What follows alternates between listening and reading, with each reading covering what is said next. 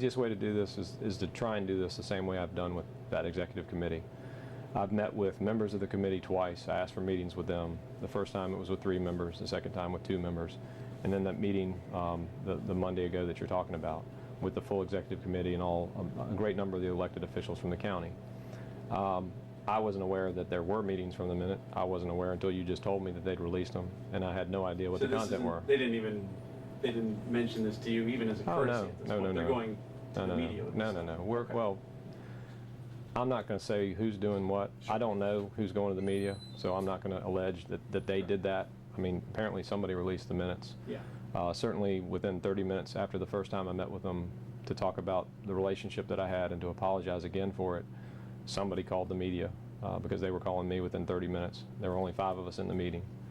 But maybe it wasn't one of us. Maybe it was somebody else. Regardless, Andy, let me just tell you, I'm not suggesting these people are out to get me or anything like that, some broad conspiracy. What's going on in the Republican Party in Henrico is pretty simple, I think. For roughly 20 years, there's been a group of 5 or 6 people that have made all the decisions about who runs, when they run, how they run, whether they win or lose.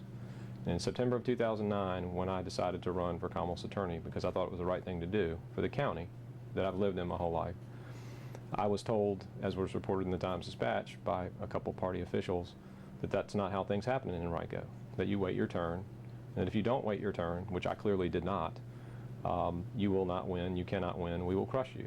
And that's what's playing out right now is those people. And when people say, and like the paper today said, the Republican Party, that I've lost support there, that's not accurate. I've never had the support of that small handful of people that I call the machine from day one because I was operating outside of their authority and their rules.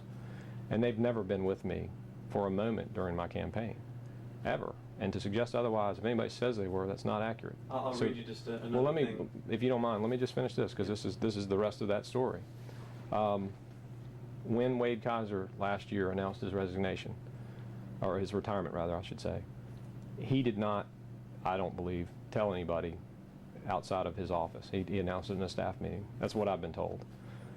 And so within a few days thereafter, the people that got caught supporting him, meaning not caught like literally caught, but the people that were supporting him and not me, were then stuck without a candidate.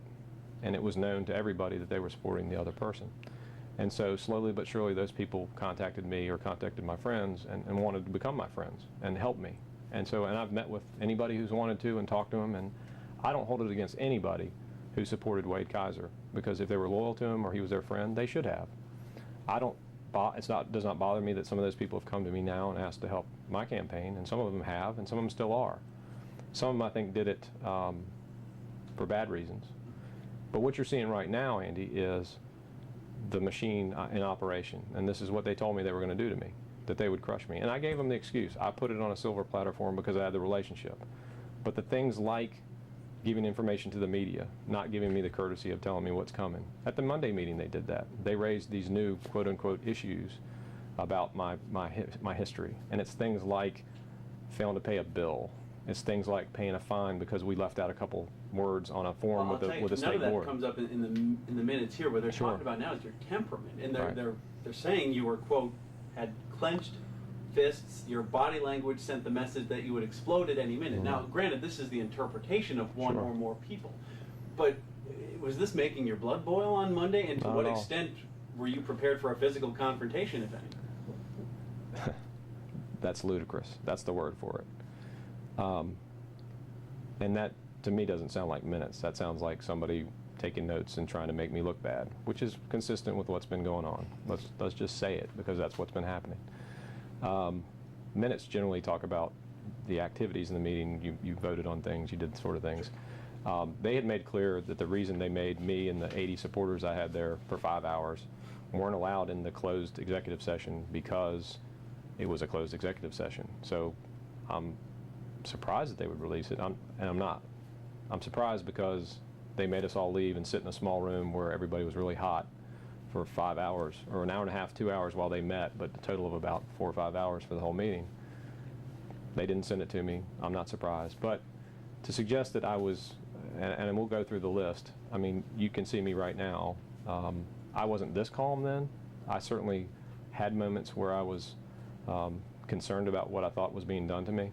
And you have to understand, when I first walked into that meeting with all my supporters, and the people in the executive committee were sitting around the table, I went in there with an open mind, thinking that they had not made a decision about what they were going to do, because that's the pretense under which I was invited, was to apologize, which I obviously did, explain anything they wanted to raise, the things that they told me in advance were coming, and then ultimately 3 or 4 things that they did a little gotcha on. And I answered those too. What upset me initially in the meeting was I saw, before the meeting even started, that they had typed out the formal unanimous recommendation or request that I resign. So the meeting itself was a sham. It just was. And I knew that going into it because I saw what they were going to do. But I still stayed. My supporters still stayed. I spent the time talking to them and talking about the campaign and the things we're doing. I answered all their questions and went through the process, understanding full well the whole time we were there that would be the end result, that would then be reported in an effort to make me look bad. Also knowing full well that that meeting had no purpose, because I am the Republican nominee, and they know, and y'all know, the only way I'm not the Republican nominee is if they somehow force me to quit.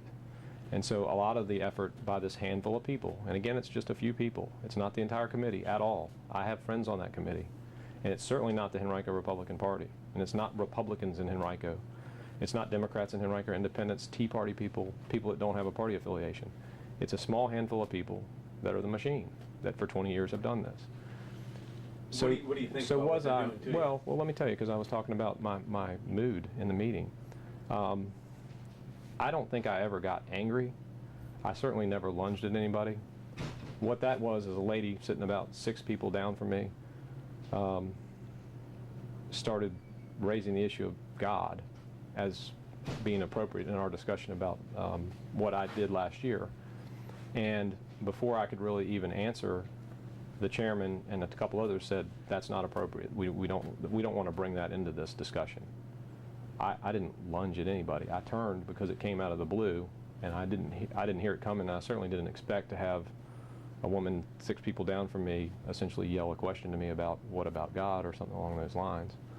But no. And the suggestion that there was any lunging or attempted physical confrontation, I mean, that's not inaccurate. That's fiction, pure and simple. Did I raise my voice a couple times? I did. Primarily when I thought I was being attacked unfairly.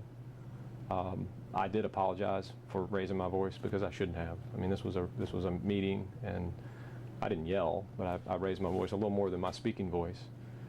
I started off the meeting by asking the chairman, because he told me at the beginning that they had some new stuff, new issues, and that's how they phrase it. You'll notice in the newspaper, it's always the relationship and quote-unquote other issues. And it would be more appropriate for people actually to lay them out and let me explain them, because they're really pretty simple. And they're things like, my wife and I failed to pay a $75 homeowners association bill. We paid it the day after, and so we had to deal with that. That in 1999, my law partners and I, when we were in our early 30s, had a dispute about rent that we couldn't work out. We disputed it, we figured it out, we paid money, it was resolved. They're all my friends, they're all my campaign supporters. In fact, they sent a letter to the committee saying as much. They claimed that my wife and I owned a bankrupt company. Actually said that, which is a lie. That's a lie. That's defamatory. Because I didn't own any part of the company. My wife owned 51%. She had 5 investors that owned 49%. Because of the economy, the decision was made by the investors and my wife to stop the business. But it never went bankrupt. In fact, what happened was I got involved at that point as an outsider, even though it was my wife's company, and purchased 30% of the standalone company. And what I got for it was 30% of the assets, which is equipment and a mailing list and things like that. The investors got 70%. And then we split up the debt that was owed to a bank here in town, $325,000. I took $75,000. The investors each took $50,000 to pay off the credit line. And every single month on the 6th, I think it is, I have money direct debited out of an account to pay off that $75,000 debt. That was my only role in that company. It's not bankrupt. It hasn't been bankrupt. It won't be. In fact, it might go back into business if the economy turns around. And then the last thing they brought up was the manner in which I left the city from prosecution back in 2009. and tried to suggest that I had done something improper in the prosecution of a police officer.